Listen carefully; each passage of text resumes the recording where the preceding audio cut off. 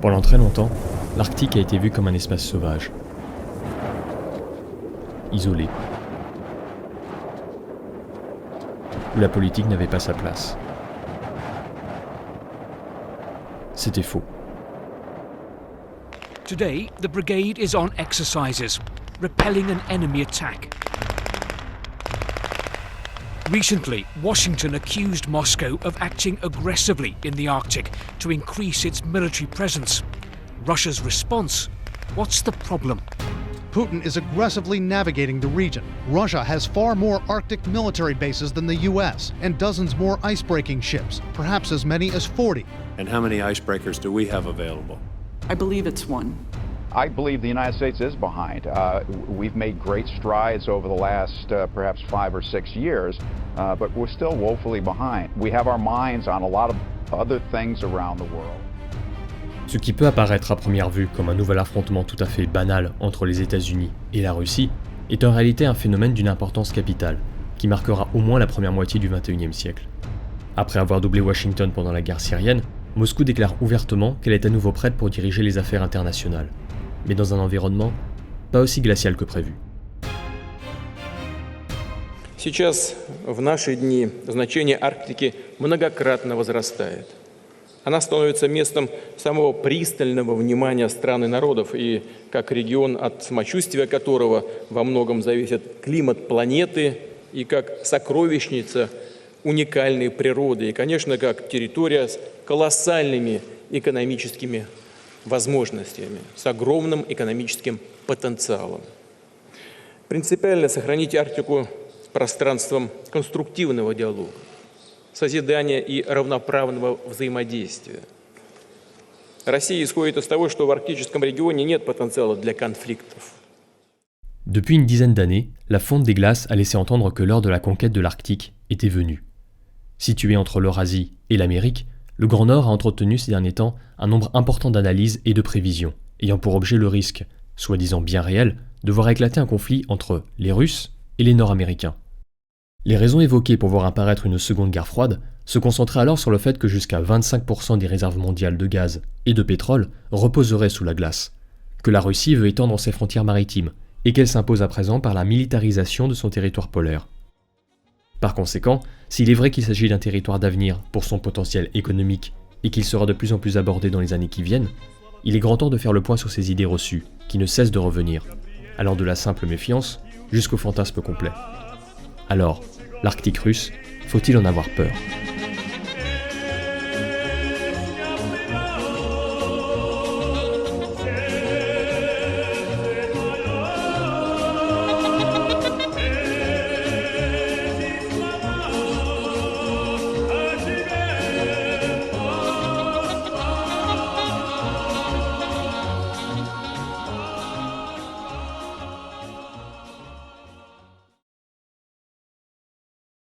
La fascination des médias pour le comportement de Moscou dans le cercle arctique remonte au 2 août 2007, lorsque 2 sous-marins plantèrent un drapeau russe en titane à 4000 mètres de profondeur, littéralement sous le pôle Nord.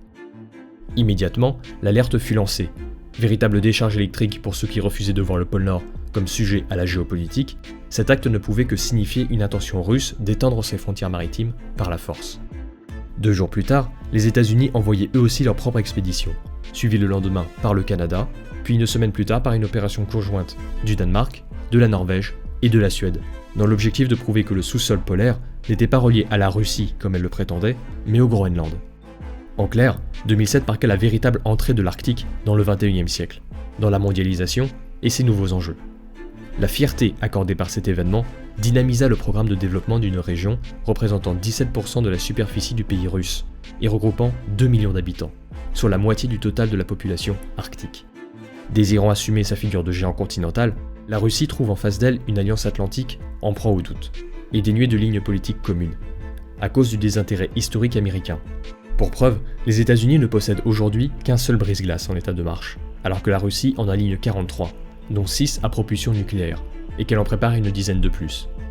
Vu de l'extérieur, il est compréhensible de déduire que la situation est explosive, surtout qu'à cause de la guerre froide, l'océan Arctique n'a pas été partagé et démilitarisé comme l'a été le pôle Sud en 1959. Non, c'est le classique droit de la mer qui s'applique. les États peuvent toujours demander à étendre leurs frontières maritimes s'ils arrivent à légitimer leurs revendications par des preuves géologiques. Et c'est bien pour cela que le terme de géopolitique revient à la mode, pour les ressources à exploiter, les revendications territoriales des pays riverains, et surtout la nouvelle confrontation russo-américaine. Or, contrairement à ce qui est si souvent répété, la position de la Russie comme première puissance régionale agressive par nature est en réalité bien plus complexe.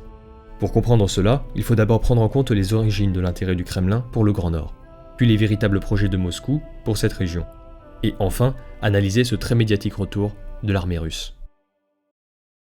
Historiquement, la région arctique n'a jamais été une réelle priorité politique, mais plutôt une périphérie dont l'importance a grandement varié. Il est admis que le territoire russe s'est construit comme une succession de ceintures de sécurité autour de Moscou, au point de devenir un désavantage lorsque l'Empire ne réussit pas à défendre sa côte orientale face au Japon, qui finit par lui infliger une défaite navale, très humiliante en 1905. Pour éviter de devoir à nouveau envoyer la marine faire le tour du continent africain pour accéder à l'Asie, l'idée de mettre en place une route maritime directe entre l'Est et l'Ouest du pays n'était plus un luxe, mais une nécessité pour les années à venir. Jusque-là, les anciens tsars s'étaient limités à envoyer des explorateurs, dont certains fondèrent les premières villes de la région, sans réellement chercher à les développer. Ce relatif manque d'intérêt est tout à fait compréhensible, car à l'époque, le Grand Nord n'était rien face aux conquêtes vers la mer Noire et la Méditerranée, vers l'Asie centrale, l'Afghanistan et les Indes britanniques, ou encore l'Extrême-Orient avec les côtes chinoises. C'est avec l'arrivée du pouvoir soviétique que s'est installée l'idée que l'humain devait dominer les grands espaces naturels, comme un défi posé au modernisme industriel. Au cours des années 1920, l'URSS commença la construction d'une vingtaine de stations radiométéorologiques. Elle revendiqua le pôle Nord et entreprit concrètement la colonisation de l'Arctique. Bien sûr, ce grand projet de développement était indissociable des déportations de masse et de l'ouverture de camps de travail, dont les prisonniers, représentant les 2/3 de la force de travail locale, posèrent les premières fondations d'une société arctique moderne, avec ses chemins de fer et ses usines. De nouvelles villes se développèrent autour de ressources minières, puis d'hydrocarbures, alors que les années 1930 virent arriver les premiers convois commerciaux d'un bout à l'autre de l'Arctique russe, grâce à la nouvelle route dite du Nord-Est. Le début de la guerre froide instaura la nécessité de pouvoir frapper le continent adverse le plus vite possible. Or, contrairement à ce que laisse entendre une carte traditionnelle, le plus court trajet entre l'Union soviétique et les États-Unis est celui qui traverse l'Arctique, le plus petit océan du monde. Et même si les bombardiers paraissaient dépassés par les missiles intercontinentaux, le Grand Nord resta le cœur de la dissuasion nucléaire lorsque les États-Unis firent passer leurs premiers sous-marins sous les glaces en 1958 et 1959, suivis par les Français et les Britanniques. La flotte du Nord, fondée et stationnée à côté de Mourmansk en 1933, devait être réformée. Car à la différence des mers chaudes d'Europe ou d'Asie, cette force maritime n'était pas bloquée par le réseau d'alliances pro-américaines, en plus d'être relativement proche de Moscou.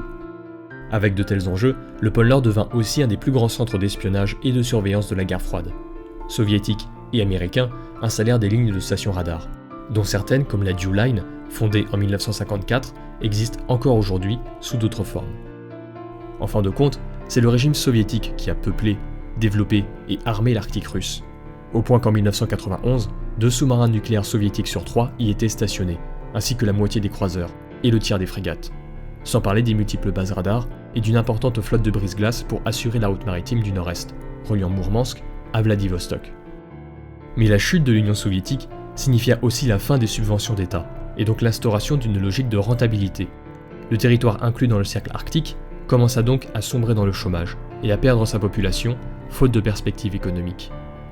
Dans les années 1990, le pays connut l'une de ses plus importantes crises institutionnelles et financières. Le pouvoir central avait alors bien d'autres priorités et l'administration de la route du Nord-Est se divisait en de multiples organismes. Les services de sécurité n'existèrent plus que sur le papier, ce qui augmenta les frais d'assurance et diminua l'intérêt commercial de la route du Nord-Est. Du point de vue militaire, la marine russe comptait 477 000 soldats en 1988. En 1995, il n'était plus que 200 000. En proie au dépeuplement, l'Arctique russe eut droit à un nouveau départ en 2001, lorsque le gouvernement de Vladimir Poutine porta une première revendication territoriale pour étendre la frontière jusqu'au pôle Nord. En 2004, probablement à cause du manque de personnel, la garde des frontières de ce nouveau précaré fut confiée au FSB, l'organe héritier du KGB. Et gardant en tête la logique du retour sur investissement, le nouveau pouvoir n'encouragea que les secteurs rentables de l'Arctique, c'est-à-dire les hydrocarbures. Au fur et à mesure que la diversité économique diminuait, les populations se décourageaient. Aujourd'hui encore, il existe un important besoin social auquel Vladimir Poutine devra répondre, s'il veut réellement et durablement intégrer ces provinces à la mondialisation. Le Grand Nord est à présent connu pour être la région la plus affectée par le changement climatique. La hausse des températures y est 2 à 3 fois plus élevée qu'ailleurs dans le monde. Un tel phénomène continuera à aggraver les conditions environnementales, mais dans le même temps, l'économie russe accueille à bras ouverts ce renversement de situation, où le désert de glace devient terrain d'avenir. L'objectif est donc double. Il s'agit à la fois de développer le secteur de l'hydrocarbure, échanger l'Arctique en une réserve de ressources pour le XXIe siècle, comme le déclarait le président Medvedev, mais aussi de mettre en place une nouvelle artère commerciale entre l'Europe et l'Asie, qui pourrait concurrencer les autres routes maritimes. À partir du moment où toute économie actuelle a besoin de ressources énergétiques bon marché et facilement transportables, les hydrocarbures constituent depuis plusieurs décennies une véritable colonne vertébrale pour l'économie russe. Et à cause de cette dépendance, les compagnies doivent rassurer leurs actionnaires par la perspective de nouveaux gisements à exploiter, alors que ceux de Sibérie commencent à décliner. C'est là qu'intervient l'Arctique, dont l'exploitation représente déjà 17% de la production pétrolière du pays. Pourtant, même avec d'importants stocks de richesses naturelles, c'est tout l'inverse d'une compétition qui s'installe, puisque 95% des ressources estimées se trouvent déjà dans les espaces nationaux. Il n'y a donc pas de conquête au pôle Nord. De plus, au vu de la difficulté à exploiter les hydrocarbures de la région, les compagnies russes n'ont pas d'autre choix que d'entrer en partenariat avec des sociétés occidentales, dont les moyens, la recherche et le développement sont plus avancés. C'est pour cela que Rosneft, la compagnie disposant d'un monopole sur le pétrole russe offshore, s'est associée avec son équivalent américain d'ExxonMobil en 2011. BP, Shell, Statoil, beaucoup de compagnies ont obtenu des partenariats pour l'exploitation de ces ressources, très difficiles d'accès. Le meilleur exemple de coopération reste celui du complexe gazier de la péninsule de Yamal, possédé à 50% par la compagnie russe Novatek, à 20% par la chinoise CNPC et à 20% par la française Total. Mobilisant 30 000 ouvriers sur place et 55 000 à l'étranger pour assembler certaines structures, un tel projet illustre très bien comment en Arctique, un centre d'activité humaine peut émerger en quelques années avec son propre aéroport. Néanmoins, ce genre de coopération a beau être très impressionnant, il est également très fragile. Les sanctions occidentales qui ont fait suite au conflit ukrainien ont par exemple mis fin à l'accord entre ExxonMobil et Rosneft, en plus d'avoir fait chuter de 68% les importations de matériel par les compagnies énergétiques russes. Une telle amputation aurait dû être un coup fatal pour la vision polaire de Moscou, mais le gouvernement a décidé de se tourner vers les compagnies chinoises, dont l'objectif affirmé est d'intégrer le passage du Nord-Est au fameux réseau de cette nouvelle route de la soie, que Pékin veut conduire jusqu'en Europe, où elle bénéficie déjà d'un solide appui. En effet, depuis 2013, la Chine dispose d'un accord de libre-échange avec l'Islande, le premier pays du continent à ratifier un tel traité. Avec le rachat de la compagnie du port de Pirée à Athènes, la Chine trace comme une manœuvre d'encerclement commercial autour de l'Europe, à la fois par le nord et le sud. Cependant, malgré l'aide de ses partenaires asiatiques, la Russie aura du mal à exploiter de nouveaux gisements, à cause du boycott occidental et de la chute des prix du pétrole. C'est pour cela qu'elle essaye en parallèle de développer un second projet, la création d'un nouvel axe commercial entre l'Asie et l'Europe. Le principal argument de vente d'une telle entreprise est que la route du Nord-Est se révèle bien plus courte que celle du canal de Suez. Elle permettrait donc de gagner du temps, de l'argent et de faire passer des navires de plus grande capacité. Grâce à l'océan Arctique, un navire allant des Pays-Bas jusqu'au Japon diminue son trajet de 37%. Cela représente l'économie d'une dizaine de jours. Sur le long terme, l'ambition de Moscou est de concurrencer les autres routes maritimes et d'imposer une taxe sur le transit arctique. Or pour l'instant, la route du Nord-Est ne dispose toujours pas de sa propre administration centrale, ce qui constitue un premier handicap. Un autre défi est que les grands transporteurs ne sont pas encore intéressés par une route où les navires peuvent être bloqués par les glaces. Ils prendraient du retard et attendraient longtemps avant que les secours n'arrivent, à cause du manque de structure et de présence humaine. Ils favorisent donc la certitude d'arriver à l'heure plutôt que l'économie, et ne voient pas encore l'intérêt réel d'une route franchissable uniquement pendant l'été, au moins jusqu'à la moitié sinon la fin du XXIe siècle. En bref, la route du Nord-Est ne doit pas être surestimée, car il lui faut encore faire ses preuves, elle qui ne possède qu'un record de 71 passages en 2013, contre 15 à 18 000 par an pour le canal de Suez. Incapable de justifier définitivement le coût assez élevé du maintien d'une flotte commerciale dédiée aux conditions extrêmes, une telle entreprise semble mal partie, avec la décision du gouvernement russe de diminuer de 75% le budget du programme de développement arctique, jusqu'en 2025. Une telle décision est une très mauvaise nouvelle pour les populations locales, qui ne voient pas s'améliorer leurs conditions et opportunités économiques. Sauf celle en lien avec l'armée, dont le budget vient de recevoir une augmentation, et dont le développement contribuera à alimenter cette méfiance du retour des forces russes en Arctique. Après 1991, la majorité des bases et aérodromes soviétiques du Grand Nord avaient été démontés pour raisons budgétaires. Il ne restait plus qu'un lourd héritage de déchets radioactifs, laissés entre autres par la flotte nucléaire. Aujourd'hui, par l'envoi de nouvelles brigades, des nouveaux brise-glaces et missiles, Moscou veut se montrer prête à défendre les installations et projets évoqués plus tôt, en plus de revenir sur sa vieille sphère d'influence soviétique, et de satisfaire différents conseillers du Kremlin qui estiment que la Russie devrait soutenir davantage son armée et encourager l'interventionnisme. Le plus inquiétant pour les Occidentaux est donc l'ouverture de nouvelles stations ou la réouverture d'anciennes bases soviétiques, dont beaucoup sont liées à la surveillance. Aux États-Unis, par exemple, un sénateur d'Alaska a réalisé une carte représentant les positions russes en rouge et la Russie en très rouge. On y voit de rares bases américaines complètement dépassées par leurs voisines. Seulement faire une carte, c'est faire des choix. Et en l'occurrence, l'équipe du sénateur a choisi de ne représenter que les positions américaines, et pas celles de l'OTAN. Le Canada, le Groenland, l'Islande, la Norvège ou encore le Royaume-Uni, tous sont absents. La comparaison est donc faussée, surtout que les États-Unis ont toujours délaissé l'Alaska, que leur façade arctique est bien plus limitée que celle de la Russie, et qu'ils n'ont pas eu d'intérêt historique à maintenir une présence au pôle Nord. Officiellement, le nombre de bases ouvertes est fixé à 14, et les stations portuaires à 16. Les troupes en garnison sont toujours en petit effectif, 150 personnes au maximum, et au vu de leur position, elles sont dédiées à la défense des ressources et de la route commerciale. Un examen plus précis permet de remarquer que le matériel stocké permet de mettre en place un système défensif anti-intrusion navale et aérienne. La Russie s'apprête donc à refuser l'accès à tout navire ou avion qui n'aurait pas obtenu la bénédiction du Kremlin. En 2013, Moscou avait été traumatisé par la facilité dont des militants de Greenpeace avaient pu s'approcher d'une plateforme offshore pour manifester contre la pollution en Arctique, avant d'être arrêtés par les services du FSB. Car pour rappel, la moindre marée noire détruirait l'ensemble de la région. Il avait déjà fallu 3 mois pour colmater la fuite de pétrole dans le golfe du Mexique après l'explosion de la plateforme Deep Horizon. 6000 navires et 50 000 personnes avaient été mobilisés. En eau froide, cela est impossible. La technique nécessaire est tout simplement inconnue, et les ressources humaines beaucoup trop faibles. Mais de cette intrusion, le pouvoir russe a tiré pour leçon qu'il devait protéger ses intérêts face à tout risque de terrorisme ou de criminalité. Il s'agit là de son argument principal pour en réalité assurer le retour de sa souveraineté sur un espace perçu comme l'océan russe historique. Dans l'idée de marquer cette renaissance arctique, les patrouilles aériennes ont repris. Mais en coupant leur radio, ces dernières cherchent à ne pas être repérées, ce qui tranche avec les décennies précédentes où la défense russe prenait soin de prévenir à l'avance les autorités nord-américaines. Même si les patrouilles ne violent jamais l'espace aérien du Canada tel que défini par le droit international, les Nord-Américains s'inquiètent du nouveau matériel à longue distance équipé par les vieux avions russes. Car ces démonstrations de force volontairement médiatisées ne doivent pas laisser échapper un phénomène très important. La défense russe est sur le déclin. Son matériel est en train de vieillir, aussi bien ses avions que sa marine. À première vue, la situation paraît terrifiante, car la Russie déploie à la fois son ancien matériel et ses nouvelles productions. Or, dans les années et décennies à venir, une fois l'équipement obsolète mis à la casse, la situation sera vraiment préoccupante. Car faute de moyens, il est impossible pour Moscou de moderniser sa flotte au même rythme que l'héritage soviétique vieillit. Sur un total de 270 unités, 125 seraient en état de marche, et parmi elles, seulement 45 seraient déployables. Même s'il s'agira toujours de l'une des forces maritimes les plus puissantes, il sera très compliqué de remplacer les navires lourds, comme les croiseurs et destroyers, ou encore de rénover son unique porte-avions.